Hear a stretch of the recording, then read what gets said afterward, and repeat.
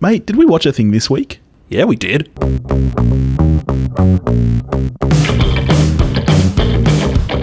Hello, everybody, and welcome back to We Watched a Thing. I'm Billy. Who? I know, it's been such a long time, buddy. How are you doing? I remember you. Yeah. You're all right. Hasn't been a long time for our dear listeners because they've just been enjoying our Furious Timber season. They better have enjoyed it. But we're back. Here we are. It's good to see you. It is. It's good to be here. Life is difficult with a 4-year-old and a 4-week-old. Well, but, your choices. Yep, I know. Wrong choice. Sorry, honey. What have you been up to? Oh, I've just been toiling away. Fighting the good fight. Yep. Well, what did we watch this week? We watched the new, don't know how to explain it, film Mandy. That's right, with Nicolas Cage. So Wikipedia describes it as an action horror. How do you feel about that? Those elements are there, but it's not how I would describe it. I also feel like this is pretty firmly two distinct films in different acts.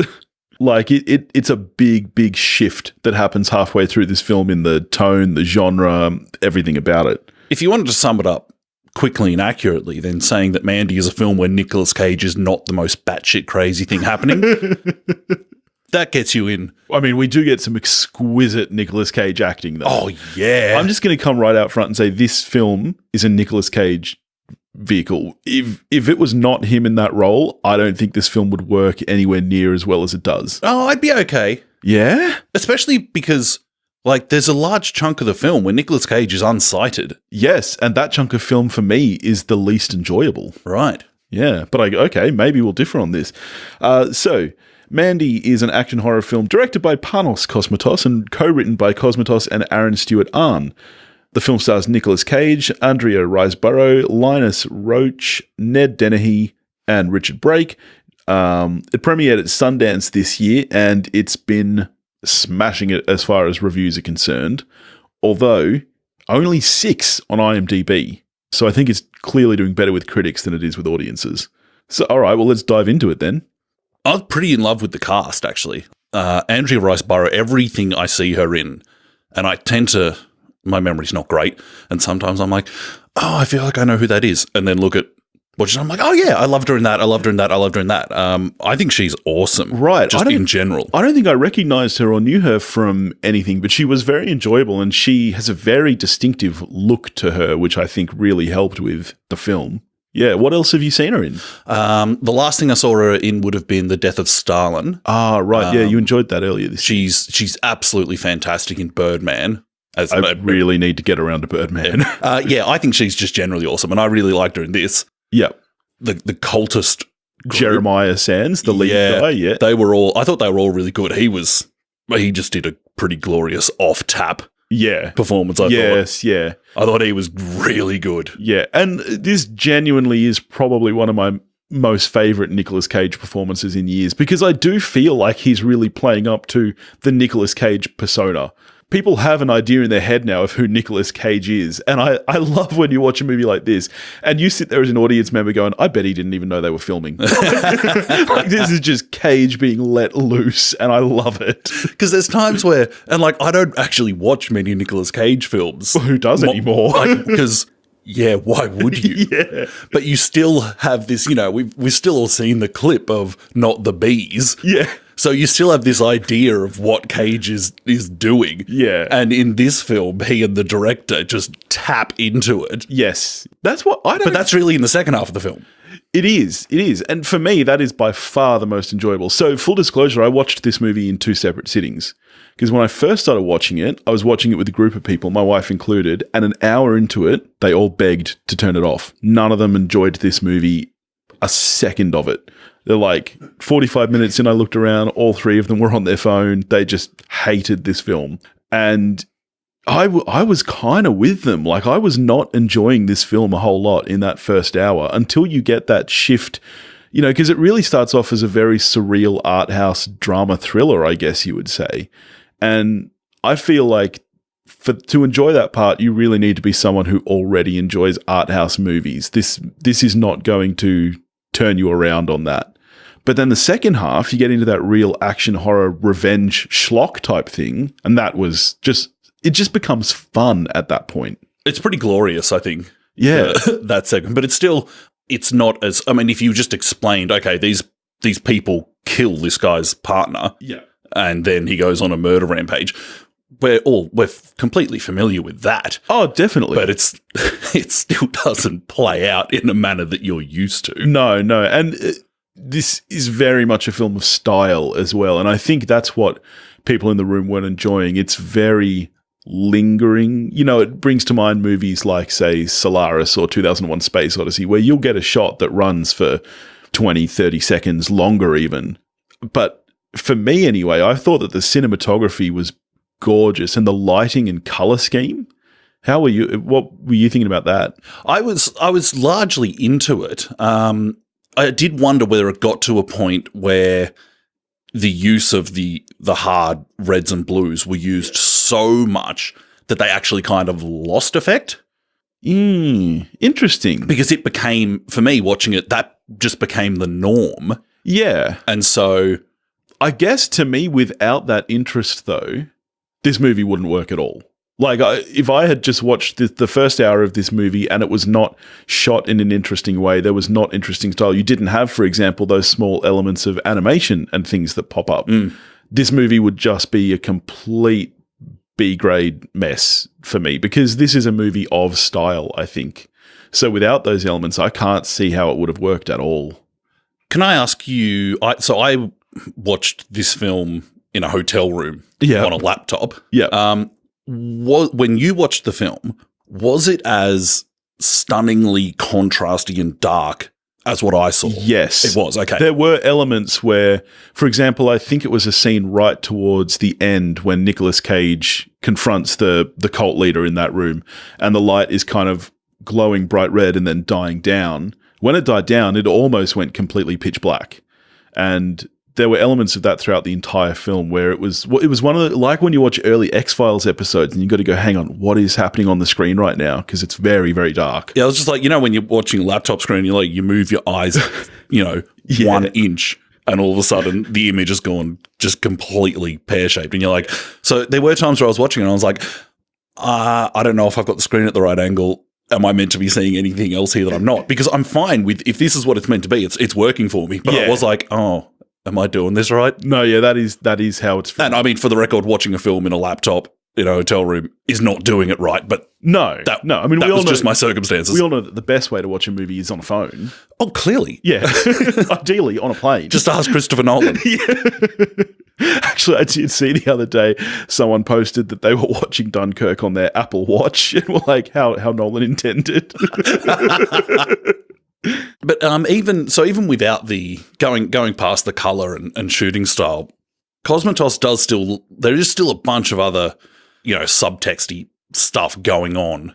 Yeah, I feel like I missed a lot of that. So do you just want to give me a rundown of things you picked up? Like, I mean, for instance, when she first encounters the cult group and she's just wandering down the road in this old Black Sabbath shirt, but the way her hair's falling, you can only see the word Sabbath as these absolute fringe religious nut jobs drive past her and give her creepy eye. and there's like, I wonder, like you, I'm like, I wonder how much stuff there is in here that if I watched this film 5 times, what would I pick up on? Well, that's the thing. It is one of those very art house movies, and I was admittedly not in the right frame of mind for it. Like I said, I watched it in 2 sittings. The first hour, when you watch something with people that aren't enjoying it and it kind of takes you out of it a bit. And then the second hour I watched while trying to soothe the baby to sleep and actually gave myself a bit of motion sickness because I was walking around rocking this baby while staring at the screen. I'm like, oh shit, it's like watching something in a car. So I was not in the right frame of mind, and I'm sure that there are things that I missed because in my head I'm like, if I didn't miss things, I don't know what the point of the movie is because, like you said, the plot itself is a very generalist revenge action plot. So I feel like there has to be more to it. But I also, like, I wouldn't be shocked at all if there's just stuff there that the filmmaker is just doing to give us an experience. Yeah. Like, for instance, is this movie in the real world? There were several moments where I was like, is this a dream sequence or not? When Mandy is walking down the road and encounters the van for the first time, when that came up at first, I was like, is this real? Because it just cut from her reading that book to that scene, and I was like, okay, is she hallucinating now? And I guess obviously there is a lot of hallucination in this film due to, you know, the LSD and the cocaine that Nicolas Cage snorts pretty aggressively. So it's a great shot. Yeah. So the entire film does kind of feel a little bit like a dream sequence. And of course she's reading that book, and there's plenty about the world that feels like if I showed you the cover of that book, and then you had to construct where is this story set, the world that Mandy is set in, it is kind of just pinched from someone just looked at this cover of, and you know, those kind of fantasy covers where the illustrator's just gone bananas and thrown a bunch of stuff against the wall, and I love those illustrations. Yeah, I actually thought that's what I mean about the style of the movie. To me, it didn't feel like the real world, but it didn't feel like a fantasy world. It was very surreal. It reminded me a little bit almost of like, you know, Through the Bubble in Annihilation, where things are normal, but they're not quite. It's just a little bit kind of puts you on edge. And I very much enjoyed that aspect of it. There's one of my favorite moments in the film is when Nicolas Cage's character first meets the cult leader, and there's this moment of like, holy shit, you're crazier than me. Yeah. I was just like on this little kind of, you know, stepping away from the film and just looking in. Yeah. It's like, that's awesome. I love that we get so little backstory about these characters. I don't care. No, but you just get little nuggets. Like, for some reason, Nicolas Cage has a crossbow that he's nicknamed the Reaper, and it's being held with some dude who also has some magical axe. And at a pinch, can construct a weapon of vengeance. Yeah. The likes of which the world hasn't seen in centuries. And I love that thing. Yeah. I love it. Yeah. Yeah. The second act of this film very much reminded me of, say, Evil Dead, where it's just so gleeful and it's having fun in its violence, and it's just, you know, wrecking mayhem for the fun of it. Yeah, there's scenes in it that are kind of, double feature sort of schlocky stuff. And those, I think they're executed like gloriously. Yes. Yeah. The moment this movie really turned around for me, like I said, I didn't love the first act. And really, I feel like the film only has 2 acts. It doesn't follow a 3-act structure. At the end of the first act, when Nicolas Cage breaks free after they've set Mandy on fire, and he's in the bathroom drinking the scotch and, you know, pouring it on his wounds and stuff. That for me is when I was like, this is now the movie that I thought I was going to get and that I'm starting to enjoy. Mm-hmm. When it just lingers on him for over a minute, just kind of screaming in agony and crying and screaming and doing his Nicolas Cage shtick. Full Cage, that scene. That was a great scene. And from then on, I really started to enjoy what I was seeing on the screen. You can just imagine the director going, all right, I'm just going to set up the camera here on a wide shot. You do you. Yeah. I'll just roll on it. And just give me the full Cage. And sure enough, that scene's awesome. Oh, there is some from that scene on, one of my favorite moments in this entire film, and I'm sure that it's got to come up for you too, is, you ripped my shirt! You ripped my shirt! He's killing the guy. He's just screaming that at him repeatedly. Yep. We get the Night King. I don't know if you know this. Do you know the guy that's got the tiger in the cage? Yeah. He's the Night King in Game of Thrones. Really? Yeah. Huh. Interesting. Fun fact. Typecast. Yeah, I really enjoy those fantasy elements, like when you find out that the bikers are kind of turned into demons by this LSD blend, and like it just all adds to that style of the film, I think. And makes you wonder if the filmmakers themselves had touched a bit of sour LSD. Yeah.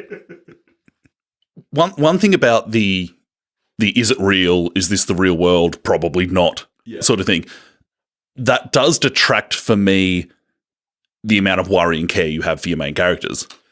Yeah, I get that. Although, I mean, we see plenty of people die. Like Mandy gets burned alive. So it's reasonable to assume that Cage could be offed. But if he's not a real, it's like, well, yes, this entity that is Nicolas Cage could be offed, but what would the consequence be of that? Yeah, but I guess for me, I don't feel like you're really supposed to care about the characters in this movie. This, like you said, you kind of touched on earlier, I feel like this is a film of experience. Like, you're just supposed to experience what's happening on the screen almost as more of an art piece.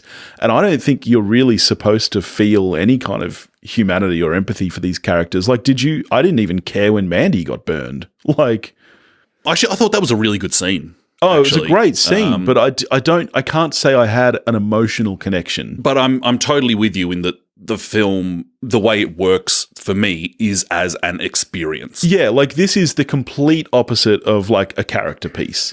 You know, like you see some films where there's barely any plot and the interest in the story is seeing the characters develop and grow, and this film just completely does away with that by saying these are barely even characters. This, you know, it's just a fantasy set piece effectively. You know, like the entire movie may as well be an LSD trip. So I don't really care so much that I didn't feel worried for them, because I didn't feel like that's why I was there. Yeah. One of the most gleeful things I've seen in a film in a long time is the chainsaw fight. Yeah.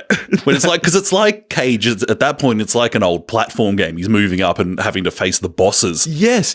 That whole montage of fighting people actually happens very quickly. Yeah. He doesn't really enter that kind of landscape until 45 minutes until the film has to end. And he kind of sequentially kills about 4 or 5 different people in the space of 20 minutes. And you're right, it's kind of building up these battles. And then you get to what is kind of effectively just a sword fight, except chainsaws. I mean, it's amazing. That moment right at the start of that, where, for starters, he's got his kind of magical axe and instead he picks up this chainsaw. And then I was like, Nick, that's not the right choice. But that's it. We're at the point now where he's just having fun and we're having fun with him. He's just like, how gleefully and how aggressively can I kill people now? Like, the shot before that is just him hurling the battle axe at that dude, and you see that silhouette of it kind of smacking in his head. And that's the moment for me where I was like, now we're in fun territory. Yeah. When he picks up that chainsaw and he can't start it, and then you get that shot of the guy just picking up this, and it just keeps getting longer and longer. That's a great shot. Oh, that entire scene was pitch perfect. I could have watched an entire movie that was just a chainsaw fight between Nicolas Cage and other people, like Mortal Kombat on screen. Yeah. He should be a character in Mortal Kombat? They're still making Mortal Kombat. Are they? They are. What platform? I saw an ad for one not long ago. It was like Mortal Kombat 27. And I was like, they're still doing them? Yeah. Next one should be Nicolas Cage with a chainsaw. It should just be like Mortal Kombat Cage Edition, and every character is Cage from different movies. Oh my God. Like, you get Wicker Man Cage, you get Chainsaw Cage. B-Man Cage. Yeah. Is that Wicker? What movie is that from? Is that Wicker Man? I think that is Wicker Man. Okay. And then he releases the bees at you. That's his like fatality move. Oh, there are some great Nicolas Cage. You get Con Air Cage with his long hair, and like his special move is to pull a bunny out of a box. Leaving Las Vegas Cage just sits there and you just do whatever you want to him. Yeah. He don't care. Oh, mate. That'd be so good. Copyrighted. Yeah. That belongs to us. That's our thing. Let's talk about the score for a second, because this must have been Johan Johansson's last score, or close to. How did you feel about it? I was totally into it. I loved it. For me, it was one of the best elements of the film. It tied, even when you had that shift halfway through, the score tied the whole thing together. And it had that kind of 80s synth feel, which to me is really the only reason this movie's set in the 80s. Like, there's nothing else 80s about this movie other than the color scheme and the score. And yeah, I loved it. You know, one thing I thought about, because it's set in 1983. Yeah. And at one point, there's this guy kind of just lazily playing with his electric window. It's actually a really good scene, I think. And I was like, I swear Australia didn't get electric windows until like the late 90s. Yeah.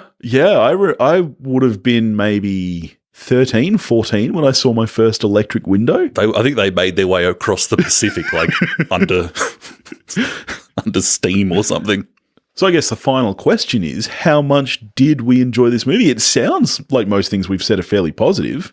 Yeah, all in all, I did enjoy it. The the experience of the film, I don't think quite worked on me as it clearly has for some other people, and maybe as it was intended. Yeah, that's how I feel as well. Unlike you, I do like the first half. That the experience of the first half of the film does work for me. Yeah, I saw some people say that they preferred the first half. I don't love it, but I was by no means was I like, oh, geez, how long's this got to go? Yeah.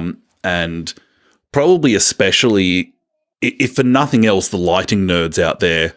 Well, the whole film, to be honest, is spectacularly shot. Yes. Because they've just been given license to just go for it with the lighting of the film. Yeah. And I was really pretty in love with it from that point of view. But yeah, like I'm a 6 out of 10 for the film. Yeah. It's a positive experience for me. I enjoyed it. But yeah, not all the way. Like clearly some people are. Yeah, no, I'm exactly the same. I'm a 6, and it was definitely closer to a 7 than a 5. I'd never considered a 5. And there are some things, like we've said, that are really great. The whole look of the film is gorgeous. But yeah, the experience didn't work for me as well as it has for others, I guess. I'd be interested to watch it again, actually, and just not try and analyze it, not try and make sense of it, just be like, okay, I'm just going to let this thing happen to me. Yeah. One thing I love is when filmmakers are just like, all right, I'm going to give you, I love films that are like, I'm going to give you an experience. Yes. For that to happen, sometimes it's got to not completely work. Yeah. Yeah, But definitely. I'm all for it happening, full stop. Yeah, I think as far as I'm concerned, I think if you're looking at this kind of surreal horror-ish thing, I think Killing of a Sacred Deer worked better for me as a film, but I still very much enjoyed this. So it's been super fun catching up with you again, buddy. It's been ages. Yeah. Yeah. This is what you look like. Yeah, this is me. Yeah, I need a haircut, and I haven't showered in days, and I'm covered in spew, but this is me. Some of it your child's. Some of it. And yeah, so during September, obviously, we had Furious Timber. We didn't really miss much during September except for The Predator. We're going to record a little bonus episode on, like, what else we've seen this month and stuff for the Patreons. But can you tell me a little bit about Predator? So I liked The Predator more than most of the world, I think. Interesting, because I haven't got a chance to get to it yet, which is why we're not going to do a full episode on it. Yeah. But most feedback I heard was extremely negative. Yeah, so I'm like, I think I gave it a 5 out of 10. It was okay. Middling for me. Like, it's not a good film. Yeah. But I did have fun with it. Okay. Like, I find sitting there watching Shane Black dialogue on the screen, for me, enjoyable. Yeah, okay. There's a bunch about it that is genuinely bad. Yeah. For instance, Predator dogs. My God. Does it lean like more towards comedy than maybe some of the others, given it is Shane Black? Yes. Okay. But not bordering on parody territory, is it? It's not into parody, but it is consciously having fun with the franchise. Okay. And sometimes that actually goes a bit too far. Is it a sequel or is it a reboot? It's a sequel. Okay. And does it take into account AVP? I don't think it does, and nor should it. Oh, really? You don't think that would have been cool? No. Yeah, let's get an alien going in there. No. AVP was the worst thing to happen to the world, and then AVP 2 happened. Yeah. I'm not saying AVP is good, but I am saying I like the idea of those universes crossing over, and I think it could be done in a good way. Oh, I loved the idea of it. Yeah. But I've been burned twice. So should I see it? Are you recommending I should see it? Yeah, sure. Yeah? Yeah.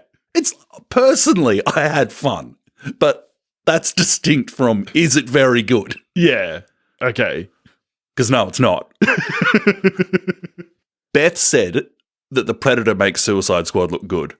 I heard her say that. And I was like, I beg your pardon. But I can't trust Beth on anything after she liked Tokyo Drift. Never trust Beth. No, she's the worst. She gave John Carter a 0 and she loves Tokyo Drift. She has no idea what she's talking about. We should never have her on this show again. She's been into some sour LSD, that one. Yeah. She's going to join a bikie gang and kidnap Mandy.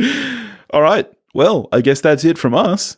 Good to be back, Billy. It is good to be back. What are we going to do next week? Next week, we're going to space. What are we doing in space? We're going to the moon.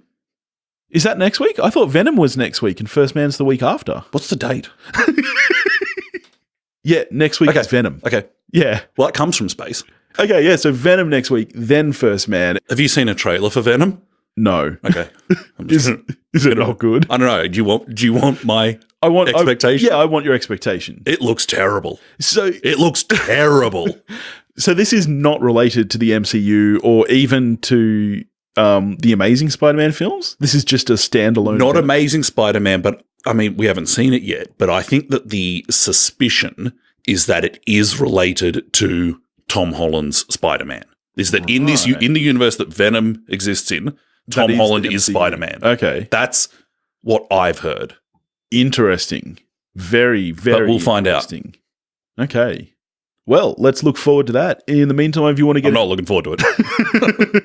If you want to get in touch with us, you can do that at wewatchedathing.com or at wewatchedathing@gmail.com. You can find us on Facebook, Instagram, and Twitter, all under the handle at wewatchedathing. If you want to help support us, you can find us at patreon.com/wewatchedathing and go watch a movie. Happy movie watching, everyone.